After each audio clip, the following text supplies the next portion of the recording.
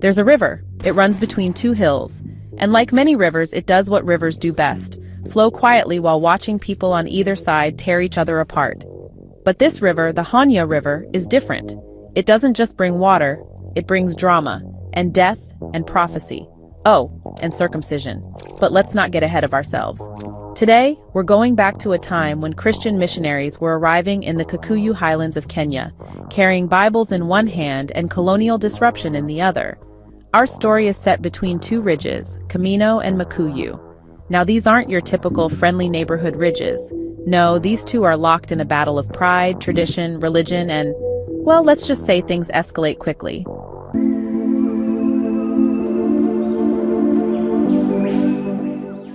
We begin, fittingly, with a creation myth. Murungu, the Kikuyu god, created Kikuyu and Mumbi, the first man and woman. Depending on who you ask, they either stopped at Kameno or at Makuyu on their way to Mukuruwe Wagathanga, but both ridges claim that they were the chosen ones. Think of it like arguing which sibling mom loved more. Only this time, religion, politics, and the future of an entire community are at stake. Hey, she's only interested in you because she thinks you're the chosen one. But I am the chosen one. Okay, sorry. Running between the two is the river Hanya, which in Kikuyu means to heal or to bring life. The river is sacred. By its banks, the ritual of circumcision is practiced, a rite that marks the passage into adulthood. It's not just cultural, it's spiritual, it's identity, and soon it's the hill everyone is willing to die on. Some of you may die, but it's a sacrifice I am willing to make. Our hero, or tragic figure depending on your perspective, is a boy named Waiyaki. He's the son of Chege, who comes from a long line of seers and prophets, the most famous of whom was Mugo wa Kibiro. And Chege believes his son is the one foretold in prophecy. Salvation shall come from the hills. From the blood that flows in me, I say, from the same tree a son shall rise, and his duty shall be to lead and save the people. Waiyaki, being a boy, probably just wanted to play football, or whatever pre-colonial version of it existed, but suddenly, destiny is thrust upon his shoulders. At first, things seem manageable, but the two ridges begin to split more sharply. Makuyu converts to Christianity under the iron leadership of Joshua, a man who traded tribal traditions for the fiery promise of salvation. Over in Kameno, tradition holds strong. It remains the home of all that was beautiful in the tribe. Waiyaki grows up torn between these two worlds. He goes to a mission school and learns the ways of the white man, but he also vows to protect his people's traditions. And his chosen weapon? Not spears, not politics, but education. He dreams of building schools, uniting the ridges, educating the children to be both modern and rooted in identity.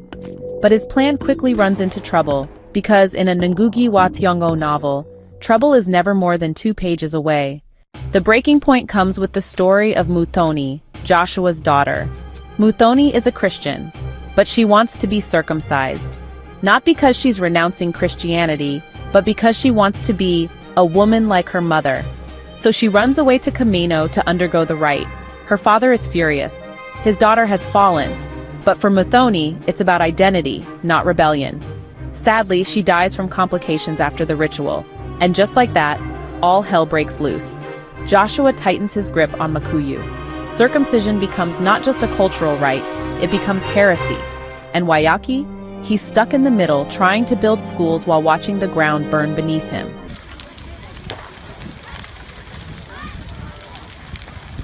Then comes Nyambura, Muthoni's sister. She's everything Waiyaki admires. Thoughtful, gentle, spiritual. But like her sister, she's also a Christian and uncircumcised. Yet she falls in love with Waiyaki, and he with her. Now, this might sound sweet, and it is, in a tragic Shakespearean kind of way, but it's also the worst possible timing. Waiyaki has just been sworn into the tribal council, having taken a blood oath to preserve the traditions of the people. And here he is, in love with a Christian girl who represents the very thing he's sworn to resist. Traitor. You are a traitor. As if that's not enough drama, Kaboni enters the stage. He's a former Christian who returned to Kameno, more traditionalist than the elders themselves. He hates Waiyaki, calls him a traitor, and starts stirring the pot. He even accuses Waiyaki of betraying the tribe by associating with Nyambura. Waiyaki's dream of unity begins to unravel. His failure isn't due to a lack of vision. It's the fact that vision alone isn't enough when everyone around you is pulling in different directions. He doesn't see circumcision as the essence of identity, but others do. He wants education to bridge the gap, but others see it as a threat or as submission to colonial tools. And that brings us to the end of Waiyaki's story. A man who tried to heal a divide with knowledge, only to be consumed by it. His tragedy is not that he didn't care. It's that he cared too much and trusted that people would choose common sense over ideology. No thanks, I choose life. The book? It's The River Between by Ngugi wa Thiongo, first published in 1965 as part of the Heinemann African Writers series. Just 152 pages, but packed with everything from prophecy to politics, from love to loyalty, from rivers to razor blades, literally. Let's talk themes. This novel is Ngugi's quiet storm. It's about leadership and the impossibility of pleasing everyone when society is split down the middle. It's about identity, not just personal, but collective. Can you truly belong to a people if you reject some of their customs? And who gets to define authenticity anyway? It's about education, how it can be used to empower and how it can be feared. Waiyaki believes education is the bridge to the future, but others see it as betrayal, a slippery slope to forgetting who they are. And most of all, it's about division. Kameno and Makuyu aren't just ridges, they're metaphors. Could Ngugi be speaking to us metaphorically? So that the ridges today are nothing more than the diametrically opposing ideologues and ideologies running and ruining our countries and tribes. You could see this in today's world: socialism versus capitalism, religion versus secularism, the perpetual tug-of-war where people fight more for ideologies than for humanity. Kameno and Makuyu could be Northern Ireland's Catholic-Protestant divide, or Nigeria's Muslim-Christian tensions, or even your local Twitter argument over pineapple on pizza. The metaphor scales up and down, and that's why this localized story carries global weight. Now, is The River Between Ngugi's best book? No, but it is one of his most important. It's early Ngugi, still hopeful, still searching for answers, still writing in English. He hadn't yet fully declared war on colonial languages or committed to Kikuyu as his medium, but already you see his gift for showing the real Africa, not just its traditions, but its fractures, its questions, and its young people caught in the crossfire of history. Ngugi wa Thiongo is one of Africa's most respected literary voices. Born in Kenya in 1938, he lived through colonial rule, the Mau Mau Rebellion, and the birth of independent Kenya. His later works, like Petals of Blood and Devil on the Cross, are more radical, more fiery, and more revolutionary. But The River Between is where the conversation begins. It's Ngugi watching two worlds collide and wondering if a bridge could ever be built. Waiyaki tried. We still are. If you've read The River Between, let me know what you thought in the comments. Did you sympathize with Waiyaki's mission? Do you think tradition and modernity can ever truly live in harmony? And if you haven't read it yet, well, I recommend it.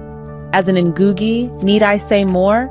Until next time, keep reading, keep thinking, and beware of rivers, especially the ones that run between. Hey, thanks so much for hanging out with me today. If you're interested in diving deeper into this book, I've left some links down in the description. You can use it to grab yourself a copy and keep the adventure going. And if you're in the mood for more great reads, don't go just yet. Click on one of the videos popping up right now that I think you'll love. And don't forget to give this review a like, leave a comment, or even subscribe if you'd like to see more. Every bit of support helps us grow this little community of book lovers. See you in the next one.